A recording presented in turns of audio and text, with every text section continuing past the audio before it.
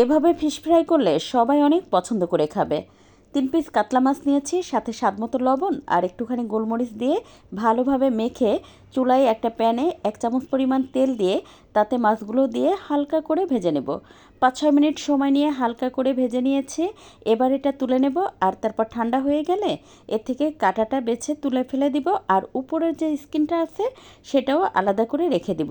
আর সেটা কিন্তু ফেলে দিব না, পরে আবার ভেজে নেব।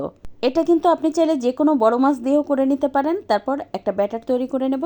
এবার একটা পাত্রে মেল্টেড বাটার দিয়ে দিলাম, সাথে ময়দা, কর্নফ্লাওয়ার দিয়েছি আদা রসুন জিরা বাটা, তার সাথে দিয়েছি কাঁচামরিচ বাটা, স্বাদমতো লবণ, ধনেপাতা বাটা আর দিয়েছি গোলমরিচ। একটা ডিম ভেঙে দেব, আরও দিয়ে দেবো সামান্য একটু বেকিং সোডা। তারপর খুব ভালোভাবে অল্প অল্প পানি দিয়ে সুন্দর একটা ব্যাটার তৈরি করে নেব। খুব বেশি পাতলাও না, খুব বেশি ঘনও না, একদম বেগুনি যেরকম ভাজি সেরকম একটা ব্যাটার তৈরি করে নেব।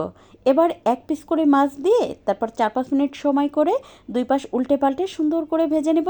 আর ওই যে বাকি যে স্কিনটা ছিল সেটাও ভেজে নিচ্ছে। এভাবে যে কোনো মাছ দিয়ে যদি আপনি ফিশ ফ্রাই করেন তাহলে সবাই আপনার প্রশংসা করতে বাধ্য হবে।